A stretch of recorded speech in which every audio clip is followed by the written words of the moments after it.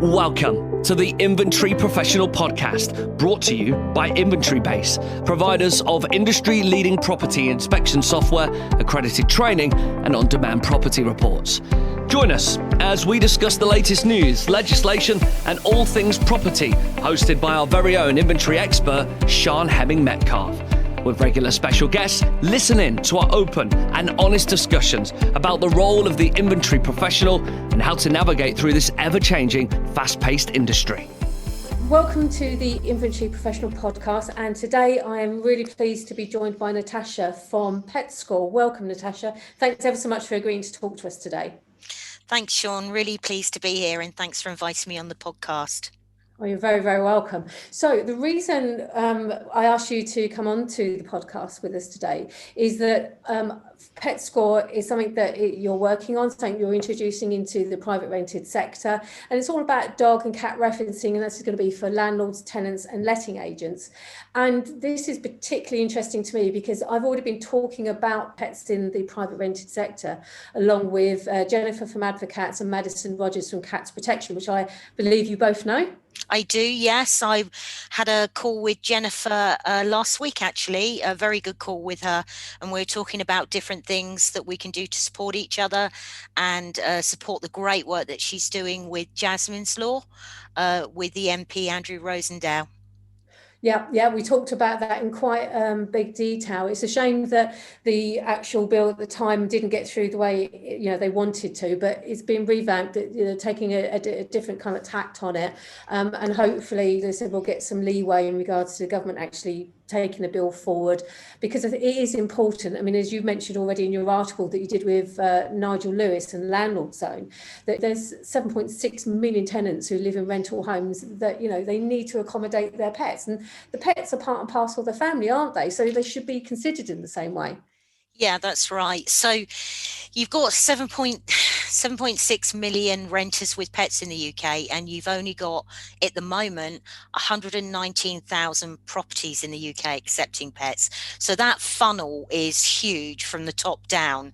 It shows that there is a severe housing crisis in the UK for renters with pets, which is a real problem. And I think in terms of the lettings industry, it's a very particular problem, because the biggest group it affects are millennials, and they're the ones that drive all the growth in lettings revenue in the sector, and have done for the last 10 years. So millennials are the biggest sector of pet owners, and they've driven 50% of pet ownership growth worldwide for the last 13 years. And I think that the research shows that because millennials aren't getting mortgages and therefore they're delaying big life decisions like marriage and kids, they're swapping kids out for pets. So 32% of millennials say that their pet is their child. So this isn't just family, this is something really close. So it's a big issue, and I think it's going to continue to become a big issue. It's going to keep growing and going on in the future for the lettings industry, because coming up behind the millennials is obviously Generation Z, and these guys are also going to struggle to get mortgages, and these guys are going to delay the same life decisions and onboard pets the same way instead of kids. So this problem's going nowhere. We really need to address it. And it's not insurmountable, is it? It really isn't. If you look at it in its very basic form, you just got to get the right protocols in place, the right processes, the right safeguards, so that everybody's happy. Because quite rightly, from a landlord point of view, you want to protect your asset. Yes, you want tenants in, but you also want to make sure that they're going to be, one, safe there, two, happy to stay there, but three, also leave it in such a condition that the next person who looks to rent that property can also do that without obviously spending a lot of money either repairing damage or having issues in regards to pets. And unfortunately, a lot of it is more about perceived issues as opposed to actual issues. So how are you going to make it easier and better for landlords to accept pets? How is PetsScore going to work? A great question, Sián. So obviously, before I started designing and building PetsScore, I went out and gathered a lot of research, because landlords and letting agents don't all have the same issues. They vary across the groups. And so I realized that whatever I built was going to need to address multiple different issues on different levels. So did all that research, and what I'm coming back with is that for what I've put together as a service, and I've designed this with letting agents giving me input along the way, is that we start with a basic platform that connects online these two parties, because no one wants paper references, and who would trust them anyway?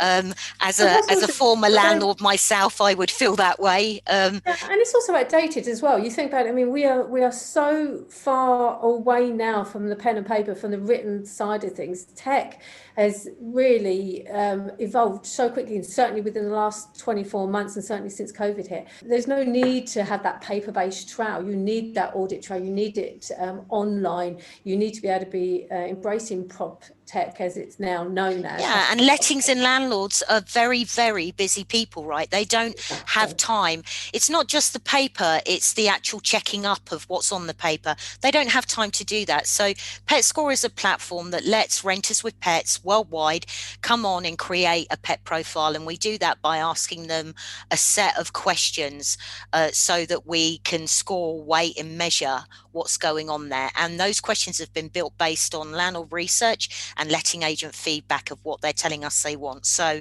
we're asking questions not just about the pet, but also about the pet owner's performance in terms of their supervision and responsibility of that pet as well. So someone comes on, builds a free profile of their pet.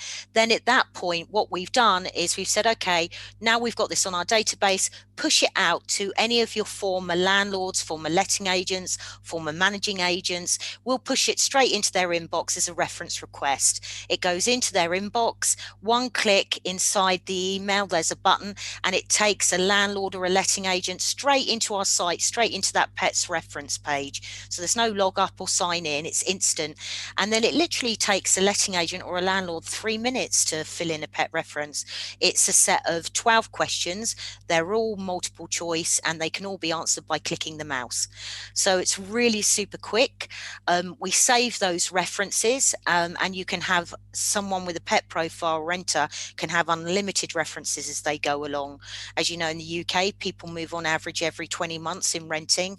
So obviously those rental references, as people leave properties and move into new ones, more references will come in against that pet profile.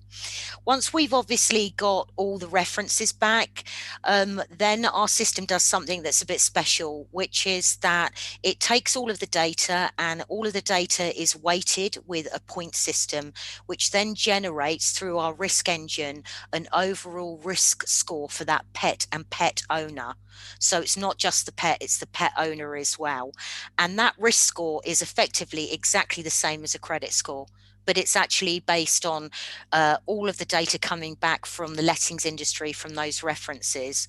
It's almost like an Experian credit. It is. You could say, if you asked us in one line what we are, we'd say we're the Experian for pets and pet owners.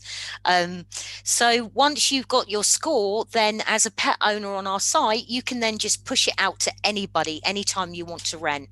So you can push it out to landlords you're talking to, letting agents you're talking to.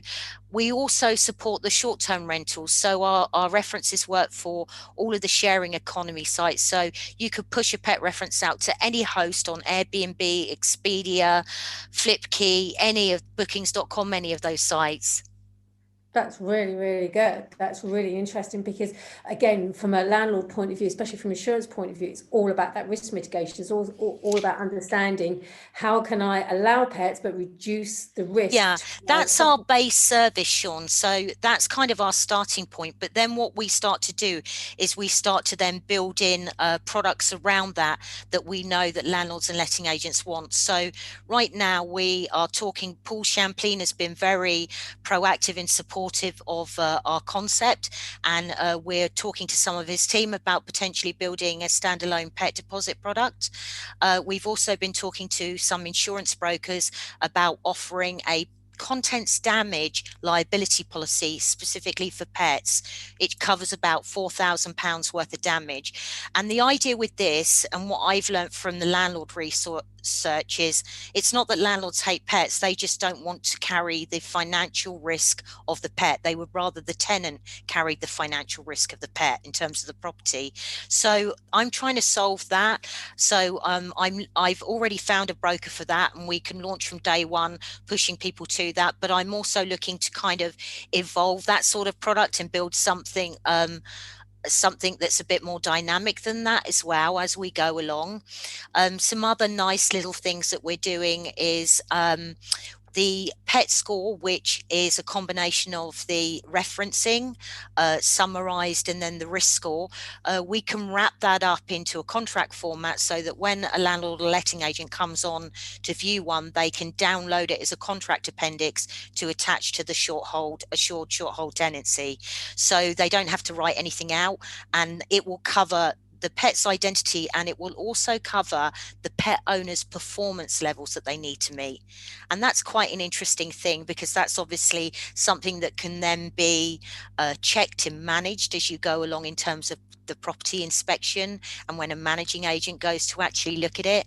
And obviously we think inventory base is very interesting in the things they're doing in relation to that. And as you know, we're kind of talking in the background, but to see how we could potentially work with inventory base, because we'd love to on doing that. Same here as well. I mean, it makes perfect sense, because yes, on one hand, you've got that score, but obviously that's driven by landlords, the tenant, and the input and the information.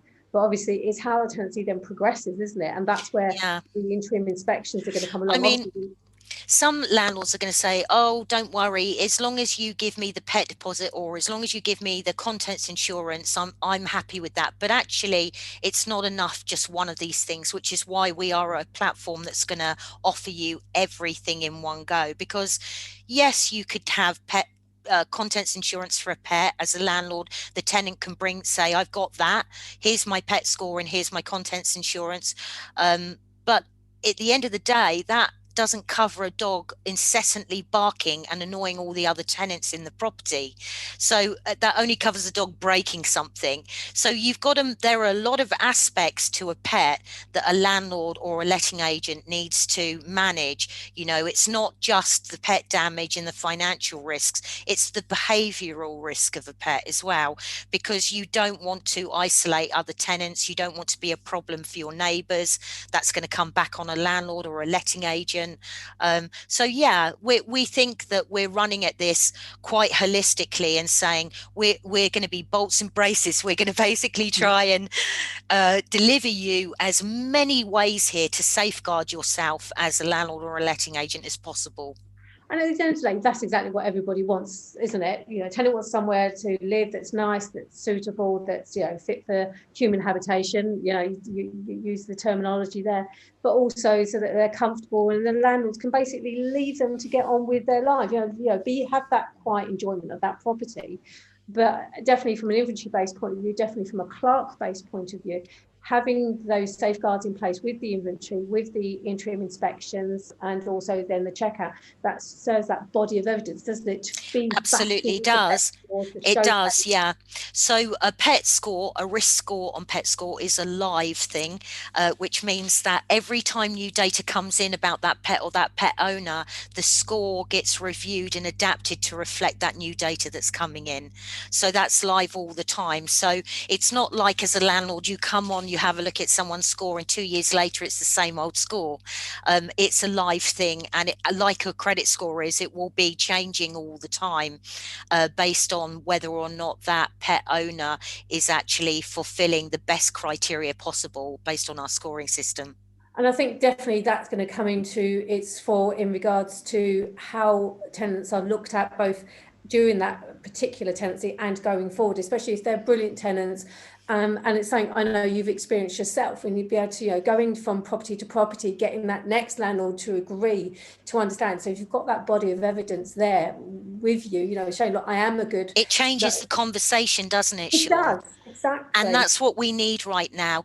Nobody is wrong in this. Landlords and letting agents aren't wrong because they haven't had any tool to be able to actually properly assess the risk to take pets on. It's not that they hate animals at all. It's the fact that they just don't have any tools.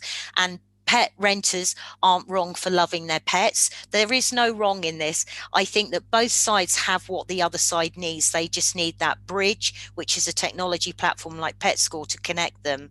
One of the things that I find really interesting about this is what also needs to change within this dialogue is I think that lettings needs to realize that actually pet renters is probably the best kept secret in lettings, because these guys will pay extra for a deposit and they'll do it outside of the tenant deposit. They'll pay extra for rent. In our pet profiles, we actually capture when someone creates a profile of their pet, we capture from that renter their appetite for paying extra pet rent and extra pet deposit. And that's something a landlord or a letting agent can see inside their score. So they can actually start to see that. And I think that when you look at the fact that they're willing to pay these things, and pet renters stay 24 months on average longer than a normal renter, and pet friendly rentals stay vacant 4% less than normal rentals, what you're seeing here is pet renters for the lettings industry offer a higher return on investment per unit, longer occupancy and lower vacancy rates. And that's got to be a win-win, hasn't it? Yeah, absolutely. Because a landlord, no one landlord that I know of, and I have been a landlord. Me too. Yeah, exactly. So my family have a property portfolio and they've had a letting agent. So I get this, I get where the focus is on this. Exactly. So, no one wants void periods. They're expensive. They're draining from so many different angles. They are. Is you want to earn money. That's the whole point, whether you're an accidental landlord or whether you're a portfolio landlord, with a vast amount of properties. It doesn't make good financial business sense to have property sat there empty when you've got willing tenants who are 9 times out of 10 tenants are actually really, really good. You get the odd one or two that aren't. That's life. That's the same in any kind of even with PetsScore, there's always going to be that minority, that few pet renters that are bad. The difference is once PetsScore's now live, launched, and everyone's using it in the industry, they'll be able to see in advance who those people are, and they'll be able to see who's really great and actually worth taking the risk for. Whereas today, everybody that approaches them, they really don't know either way, do they?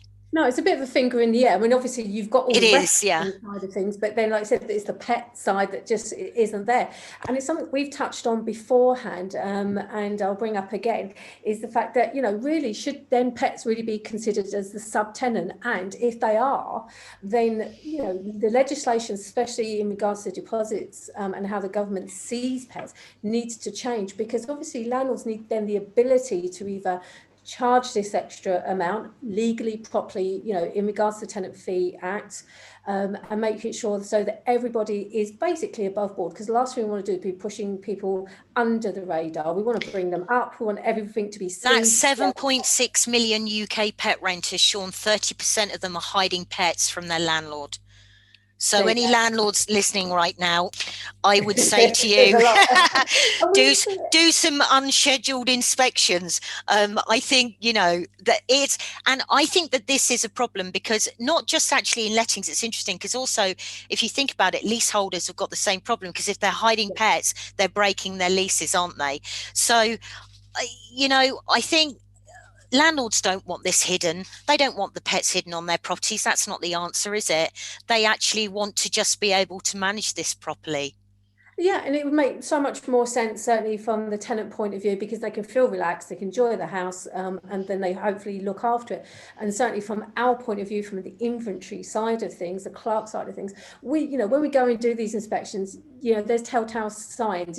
As much as someone might want to try and hide it away, you get to see that. And if you could take that barrier out of the way and allow that, but put the framework in so that everybody's one, protected, but two, doing it correctly, then that subtenancy, that pet is being part of the family is on that tenancy, so they then become part and parcel of the whole framework to be able to manage it properly going forward. It makes. We've built PetsScore totally treating the pet as subtenant.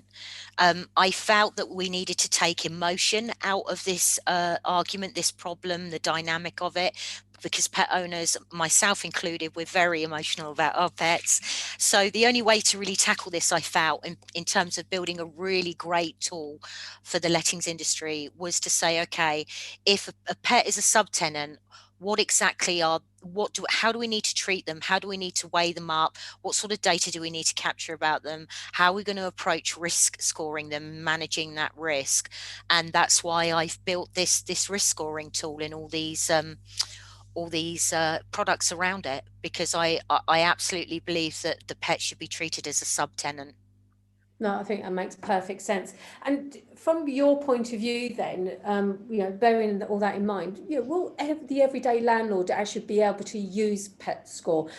Because at the moment, it looks very much like more towards the maybe the bigger landlord, maybe the bigger letting agent, that sort of thing. But so will the everyday, your accidental, your one portfolio, your one property kind of. Absolutely, yeah. It's been built for all sizes and all people, because really my motivation here is to move the dial. Less than 10% of rentals worldwide accept pets. In order to do that, a huge amount of that sector are what I call private landlords with, single or double unit properties. So on PetsScore, there's obviously the homepage, pet owners can come in, but there's a special dedicated business page for letting agents and landlords. And when you go in there, you sign up, that's it, you're straight in, and you can choose basically what you want to do. So if you want a one-off score every once in a while, then you just pay a one-off fee for a one-off score. If you're someone that's got like a handful of properties, our subscriptions start at £5 a month, so they're very reasonable. And obviously then we give you what we call a bundle of credits each month for you to be able to just use on whatever references you want to do. So whether somebody's given you a reference you need to view, or whether you want to do a search for somebody in our system. And then obviously as the companies go up, the subscriptions go up, we give you bigger bundles of credits. So for the big lettings groups, for example, the credits go up to 300 credits a month. And we're obviously going to be launching in the US as well as the UK. We've already got a partner in the US that's going to be selling PetScore into the big lettings groups there. So I've had to build for the single landlord right up to the biggest property portfolios, residential lettings portfolios in the US. So it's a really big scale of audience we've got. So absolutely, single landlords can, they can come in, they can not even take a subscription, they could just buy a one-off check if they want to. And then if they want to push that cost back onto the pet owner, that's totally up to them. Yeah, I suppose at the end of the day, a £5 cost is nothing in comparison to the potential damage that might occur, or equally the benefit of having a really good tenant with pets that's going to be there for you long time. So when you look at it from just that point of view, it really is a no-brainer. It's even better than that, Sián, because yes, it's £5 to pay to get that one-off reference if that's all you want, but then think about the extra rent you're going to get because it's a pet renter rather than just a renter. Think about the fact that you're not only going to get more rent per month, but you're going to get 24 months extra rent on top of the rent that you had, because they're going to stay longer than a normal renter. Straight away, it makes commercial sense, even for a single landlord, to do a check like this. It really does. Absolutely. And then coupled with everything else, like we said, with the insurance and with the proper reports, all going towards that policy, that insurance, etc., just makes the whole process so much better. When you think about it, with the amount of information and legislation that underpins the letting industry as it stands at the moment, it's pet management, pet referencing is such a glaring gap in the current system, isn't it? It is. I know that landlords and letting agents are really busy, and I'm sure that there are going to be people listening to this podcast that go, God, I've got enough work to do without filling in these damn references. I totally understand and respect that, but every reference that you fill in, and remember, it takes like 3 to 5 minutes to fill in a PetScore reference. It's literally just clicking the answer to 12 questions for a landlord or a letting agent. Every time they fill one in, they're filling that in on behalf of one of their colleagues in the industry. That reference is going to go to another landlord and another letting agent, which means someday somebody's going to be doing that for them. So, this is about the industry kind of supporting each other and filling the references in so that they can all help each other. A thing I would say about this, and I was thinking about it this morning because I've been writing a proposal for Arla this morning, is that I also think that the lettings industry, that's landlords and letting agents, also need to think about the fact that the reason Jasmine's law is trying to be pushed through Parliament is because the industry hasn't self-regulated with regard to pets. And because it hasn't self-regulated, it's caused a lot of attention, and now it's whenever any industry doesn't self-regulate, and I've seen this in sectors in the financial services industry, what happens is that you'll get this forced regulation on you. Landlords don't want to be forced to take pets legally. I'm sure letting agents don't either. But unfortunately, if you're not willing to show that you're willing to self-regulate as an industry, that is going to happen. Now, PetsScore is a tool that will allow letting agents and landlords the ability to self-regulate this. I'm saying, here we are, we've built this tool for you. It allows you to totally manage the risk and to be able to reap the rewards from managing that risk. If you don't use it, if you don't get behind this and you don't use it, you're just showing the regulators and the government that you don't want to self-regulate, you know? I think, yeah, I mean, I totally agree with that. I think it is about self-regulation, but I also think it's also about looking at the worries, the concerns, and how we address them for landlords, especially those landlords maybe have not had good experiences where things haven't gone quite right, and giving them solutions to those problems so they're marred by that experience going forward. Because, you know, a lot of time when I've spoken to landlords and also to tenants as well as, is the fact that there's a lot of kind of like misinformation that they think, well, because you've got a pet, you're naturally going to damage my property. And that isn't necessarily the case. No, PetsScore will show a landlord the historic performance, yeah, not of the pet and the pet owner. Because, I mean, a landlord's going to care whether that pet's left alone all day, every day, or left alone every night, particularly because pets that are left alone make noise and also get up to mischief. So you want to be able to see that, see historically how often a pet's been left alone, and how well they're supervised during the day and during the night. We capture information like that, and we also reference on it. So you'll start to get a historic view. That's what I say when I talk about a pet owner's performance levels, not just the pet. What you're going to see in PetsScore is you're going to start to see those sort of historic views of, you know, does this person really look after this pet really well? You know, yes, it might be a small dog that probably wouldn't cause any trouble, but if a dog of a certain age is left alone for more than 4 or 8 hours a day, research shows us that there's going to be problems. So we've built all of that sort of data and intelligence into our platform, and we actually score on that. So I already know from a dog's age what sort of problems they would have being left alone for certain levels of time during a day and a night. And if I can see that a pet owner's actually leaving the dog alone for that certain amount of time, I know there's going to be problems. It will affect their score. Their score will actually go down. They'll get a worse risk score.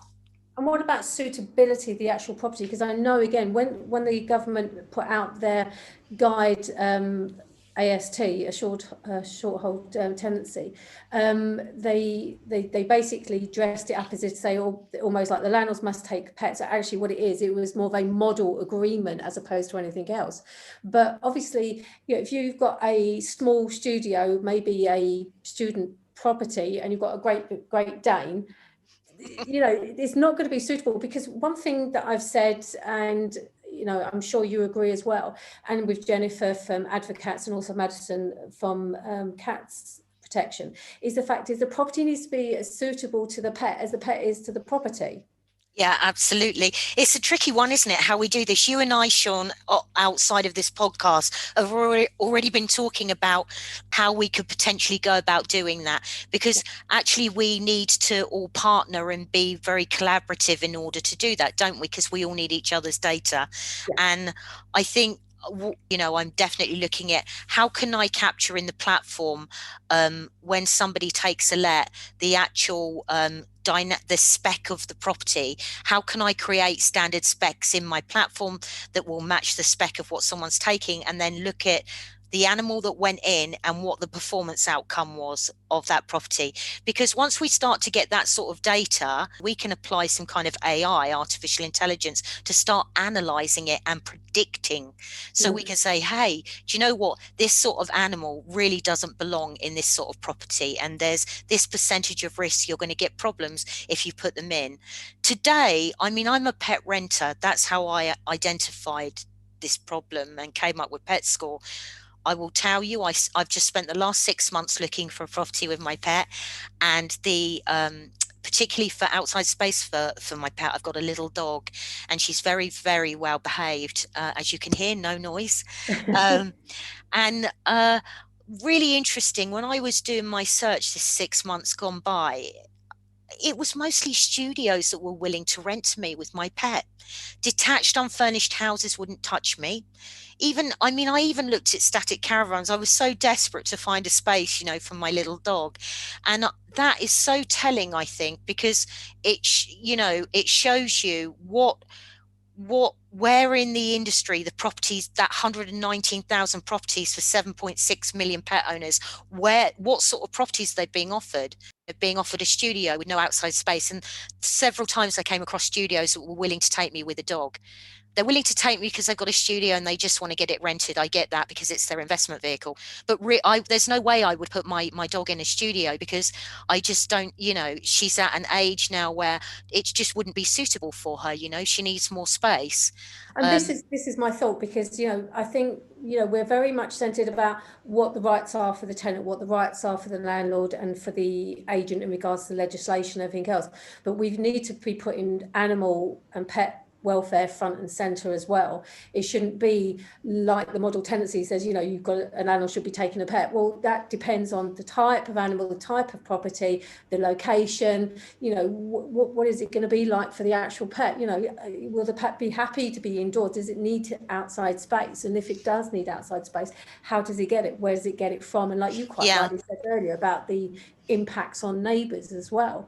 So, we've got to have like you quite rightly said earlier, about that holistic approach, and not just about what we want, but what's also fair and safe and right. On PetsScore, we actually capture, when you create a pet profile, we actually ask you about the pet's level of exercise on a daily and weekly basis, and also whether it's with a professional or whether it's with the pet owner.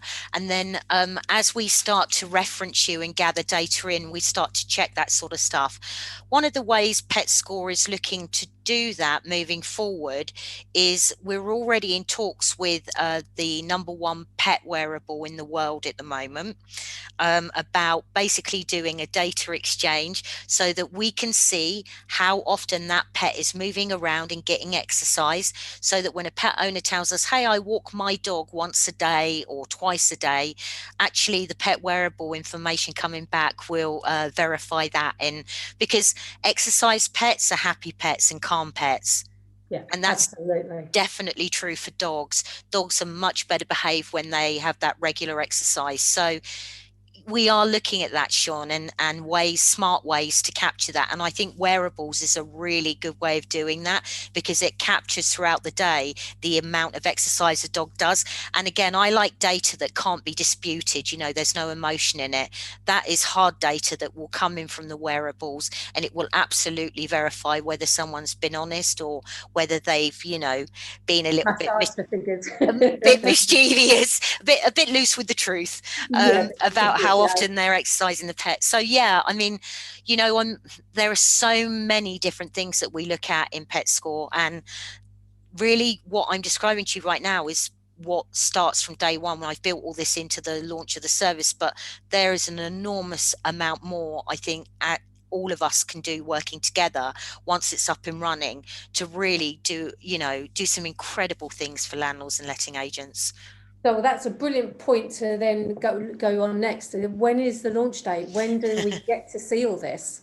Okay, so I've got a holding site up right now, and I've got it up to share some initial information with everybody and allow people to sign up now, pre-sign up for launch. So it means when we launch, all those people will get emailed and notified that we've gone live.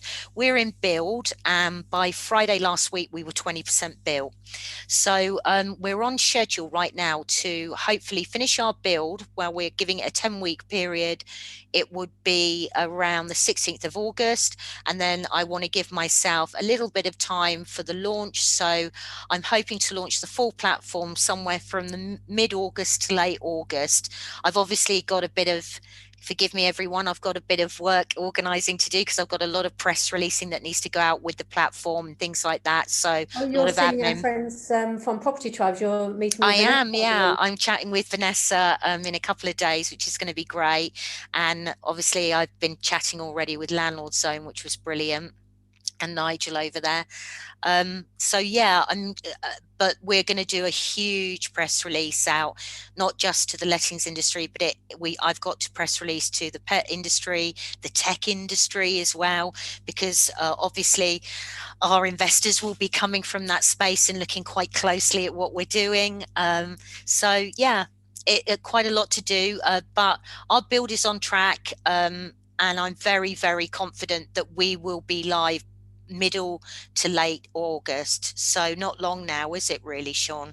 No, it's not long at all, actually, considering we're near enough the end of June already. So yeah, yeah, we're talking seven odd weeks or so. So yeah, not long now, and it'll be all systems go. Brilliant. Really looking forward to it. So what's the best way of getting in contact with yourself? We're going to put some details on the show notes as well, but what's the best You can come on the website. It's pets, plural, PetsScore. And you can reach out to email me if you've got any questions. You can see information, like go on the business page and you can email out to us, or you can sign up, submit your email and sign up as well, and we'll let you know when we launch. We'll send something to your inbox. And I would say for landlords and letting agents, it's a good idea to not wait for launch, to actually pre-sign up now, because we could be absolutely flooded by the time of launch. And we're giving away 30-day free trials for early adopters. So any landlord that wants to come on now and sign up, they're going to be part of that 30-day free trial to be able to test us out. Yeah, and I definitely would advocate doing that, because I think at the end of the day, we've got to acknowledge that pets are part of parcel of the family. They are, as I said, the new sub-tenant. They should be considered exactly the same as way we would do with any other person, give them their rights, their mental health, making sure that they're safe in the environment that they're going to be in, but also allay those landlords' fears, allay those issues in regards to pet damage, and that there's plenty of options around managing the whole lettings process with tenants, with pets, so that it becomes a pleasurable experience for all, so that it's not one to worry about, it's one to embrace. And I think PetsScore and hopefully our involvement here at Inventory Base will help that process. Yeah, we're trying to take the stress out of this for both sides, aren't we, for pet owners and for the lettings industry, and to basically provide the answers and the hard data points that everybody needs in order to calm everyone's fears. I hope that we have done that. As I said, we've designed the service hand in hand with local letting agents here, checking as I went along, and I was designing all the pages. I was taking it out to the local letting agents and getting them to play with the prototype and give me feedback on things that were working and things that maybe were missing, things they'd like to see that I added in as I went along. But once we launched the service, the minute you fill out a pet profile, or as a landlord or letting agent, the minute you complete a reference, we do ask you there and then, is there something we've missed? And you can always tell us, and guys, we'll put it straight in. It's not a problem. That's what our job, that's what we're here to do. So if we've missed anything, we can tweak the system very, very quickly. And feedback is a wonderful thing, because you said you can't always think of absolutely everything, and sometimes someone will say something, that is brilliant, that makes so much sense, include it, and it makes the better journey, the better experience for everybody. So it's feedback. I'm one advocate for that. I'm happy to we built a tool for users, and basically users will drive the development of that tool and how it needs. So if we've got anything wrong in the tool, we need to listen to our users and fix it, because that's what you do when you build a tool. And if there's anything extra they'd like to see in the tool, again, we've got to listen to our users and make sure we put it in. It's as simple as that. Well, it's exciting times, Natasha. I'm so grateful for you, sharing your time with us and explaining what PetsScore is. I'm really looking forward to what the next steps are going to look like. I'm really looking forward to actually looking at the system itself. Yeah. So hopefully I'm going to be one of those ones having a good look through, putting some feedback in myself, and seeing how, as the industry can adopt and embrace PetsScore, and also everything that it's going to be able to do for the industry as a whole. Just a final note, sorry, Sián, I'm just going to squeeze this in. No, please do. We're very interested to hear from some of the really big lettings group in the UK in terms of using them like a beta partner. So anybody out there that's from one of the really big lettings agencies, if anybody would like to talk to me and try and shape some sort of beta deal with me, I'd be very, very interested in that. As I said, we're building this for users, and that's really what we want. Yeah, absolutely. No, that's absolutely fine. I'm sure you will have no, thumbs up. No one can see this, but you put the thumbs up. But yeah, I'm sure you're going to be inundated with requests and people interested in what you're doing, because it said it's such a big gap in the industry, and yet it's not insurmountable. I've spoken to myself, to Timothy Douglas at Arlo, and he agrees as well that we just need the right things in the right places to be able to get us through this particular journey. And I think PetsScore hopefully will be plugging that particular gap, and the amount of information that's going to come from it. I'm really, really excited to see. That's one thing I forgot to mention. I'm really glad you mentioned about the information. I'm so sorry. So you remember earlier we were talking about the subscriptions and the different types of subscriptions we sell. I did forget to mention, and I would really love to mention this for letting agents and landlords. If you take a subscription with us, it doesn't matter how small or how big that subscription is, we share back with you free business insights on the market, the pet renter market, in order for you to understand what's going on, where it's growing, and where the opportunity spots are. So it's just an extra thing that we throw in with our subscriptions for our partners. No, that's great. I mean, at the end of the day, that's what we need to do, is data share. And I think certainly in the last 18 months or so, for everything everybody's been through, I think one thing that's come out really clearly is that we don't now need to work in silos. We can work collaboratively. It can be for the benefit of all. So that's just a really good example of that data sharing option, isn't it? Absolutely. Yeah. I think at the end of the day, landlords and letting agents just love to know more about their clients, their customers, don't they? And to understand what's going on with them and what areas they're looking in. And if you're a landlord or a letting agent, you're always looking at where you're going to buy your next property. And if you're having good return on investment from pet renters, you might want to see where the cluster of pet renters are that are applying for PetsScore, because that might be an area where they're short of pet rental properties. That's an opportunity for a landlord or a letting agent. So especially on the buy-to-let market as well, which is booming in itself. Yeah, so absolutely. That in itself will inform, majorly where those spots are, where the biggest property building, buy-to-let building can actually be put in to actually service the clientele, the tenants that that obviously is their target audience. Absolutely. My end goal here is obviously to do my job so well that you don't need PetsScore anymore, because there'll be so many rental properties for pets that I'll just make the company redundant. I shouldn't say that, BC's listening. No, not yet.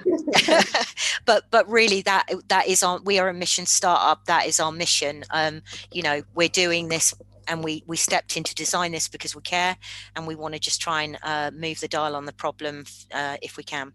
Well, I think this is a fabulous first step, and I'm really excited to see how it progresses from here. Natasha, thank you very much. We'll be putting details of how you can contact Natasha in the show notes for PetsScore. So thank you, everybody, for listening. We've been the Inventory Professional Podcast. We look forward to you joining us again in our next podcast. Thank you.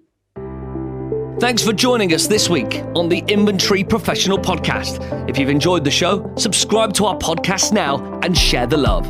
This podcast was brought to you by Inventory Base, providers of industry-leading property inspection software, accredited training, and on-demand property reports.